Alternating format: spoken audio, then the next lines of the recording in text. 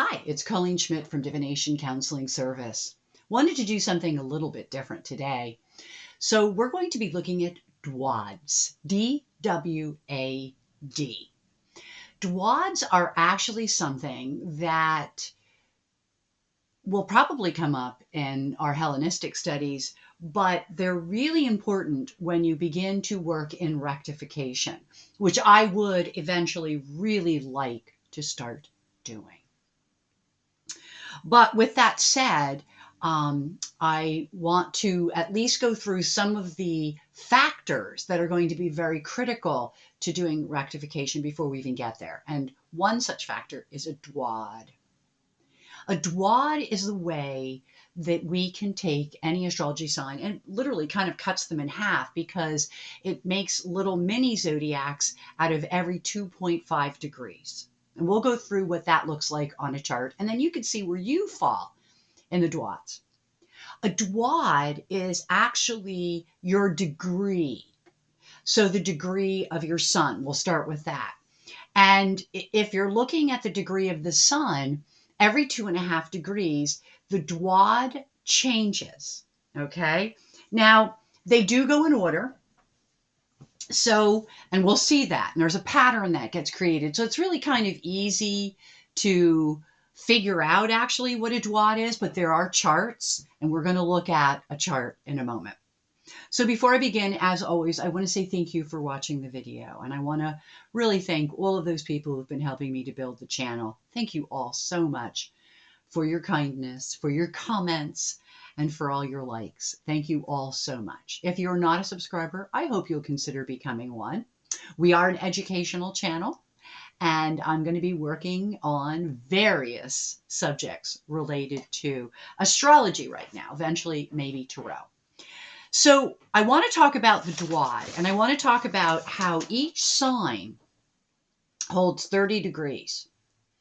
And in that 30 degree, each sign then makes up 12 signs. So within each sign, there are 12 zodiac signs. That's what a Dwad is. And that's why they call it the mini astrology. So that just looking at the sign of Aries, because it's the first one, anybody born between 0 and 2.5 degrees of Aries falls in the Dwad of Aries. And that's going to be true for the first 0 to 2.5 degrees of any sign. So if you were a Capricorn, the first 0 to 2.5 degrees or 2.30 would be Capricorn. And that's going to be true every sign. But then as you moved to the next 2.5 degrees to 5 degrees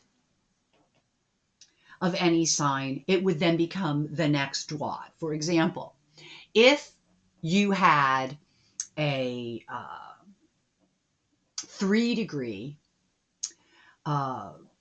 Aries sun, you would have a Taurus Dwad. Does everyone understand that? Hopefully you do. So what it does, then it continues to go down the zodiac. So at 5 to 7.5 degrees, if it's in Aries, you would now be a Gemini. Because every 2.5 degrees, it slips into the next sign. This is a tool that is often used in rectifications, particularly for the Western astrologers. And they work really well. And I'm going to give you a little example here. Anything that goes between 10 and 20 degrees is always considered very strong. So everything's strong in the middle. And I'll give you an example. There are 4 signs, and you'll notice this when I put the chart up, which will just be in a moment, that anything from 10 to 20 degrees, whenever you read anything, they always say that that's like a highlight point for all the signs. And when you look at the DWAD, Dwad chart, and I'll also tell you there's a longer name for it, but I can't say it. But I will show it. There, across the way, each placement has 4 signs or Dwads for each sign that then enhance the energy of whatever that sign is. So, for example, under Aries, it starts with Leo. And so we've got Leo, we've got Virgo, we've got Libra, and we've got Scorpio, which all are a little bit stronger because they fall in the mid signs of Aries. That, for example, if you were 11 degrees of Aries, you would have a Dwad of Leo, which is of trining that Aries energy. And I think that's pretty interesting because when you go to Taurus, that 11 degrees would then equate to Virgo, again, creating the trine. The same thing with Gemini to Libra. So you see how that kind of rolls. It's like when you embark, it's going to be between the 10 and the 20 degrees of any sign. But when you get in there, you're going to be, it usually starts with a trine, and trines are always easier energies. And it goes from there. If, in essence, so for example, in Aries, and the last section again begins with a trine because it begins with Sagittarius, and the Capricorn again trine for the last 10 degrees. So it always starts at a trine for the last 10 degrees, but yet that trine is not considered. It's not considered as strong as the trine prior to it. So it kind of weakens as it goes, according to the Dwads. So for example, it's interesting to look at this chart. So I'm going to throw this chart out up there, and we're going to look at it for a moment or two. And again, this will be a rather short video, but I definitely wanted to just make a point about what a Dwad was. So let me grab, first of all, what the full name of this is, and then I'm going to pull up that chart. So here we go. So here's what the word is. Okay. Oh, wrong camera. Here's what the word is. Dwad asamasa. Asamasa.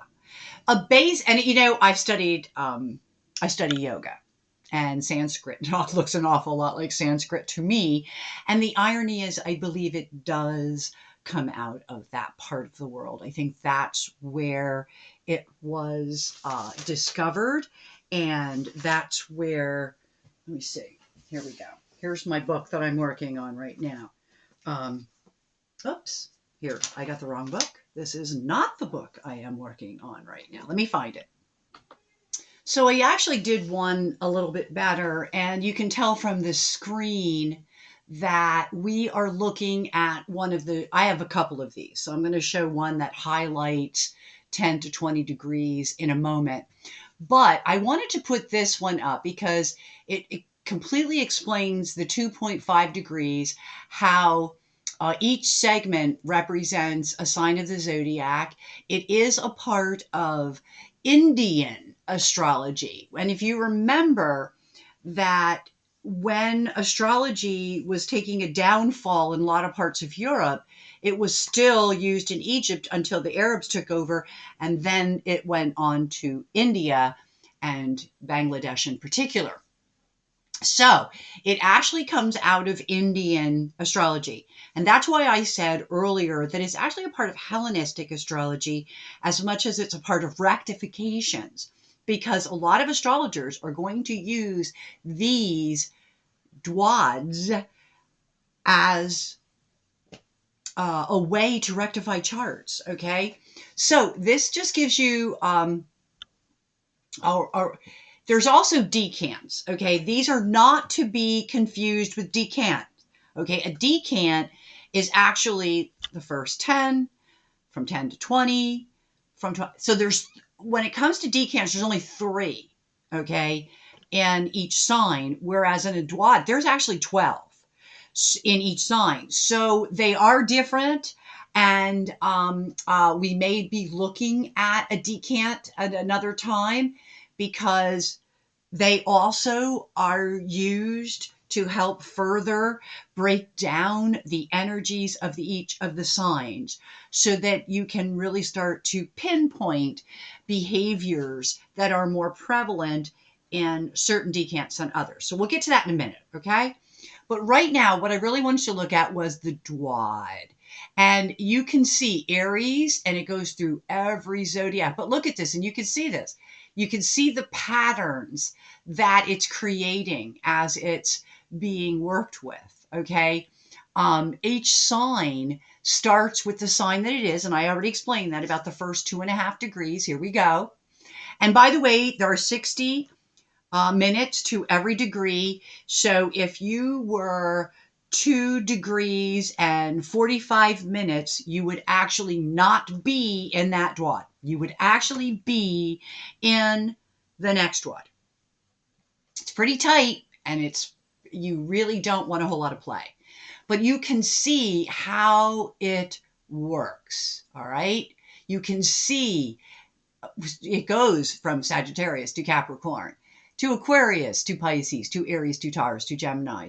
You see every sign. So you start off first 0 to 2.5 degrees.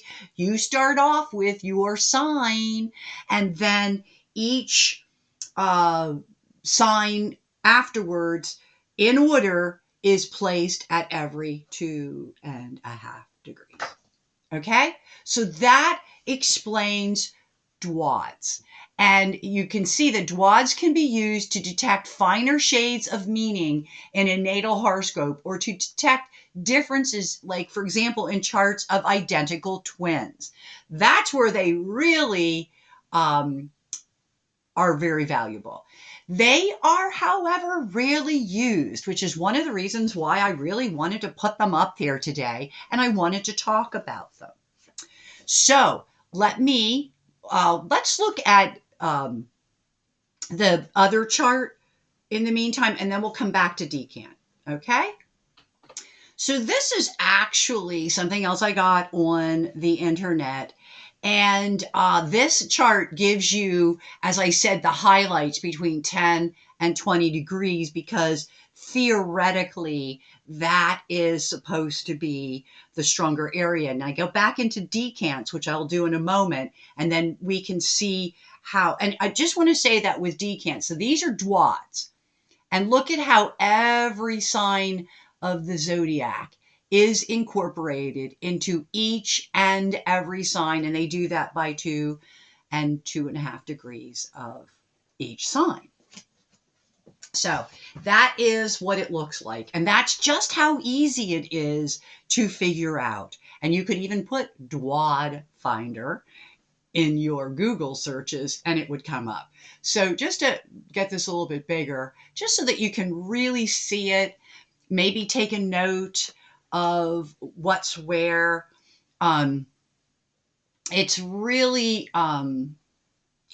interesting to kind of look at. I've been doing it, where my planets fall, particularly the close ones like Sun, Moon, and the ascendant, and then looking at where they would fall in the Dwads.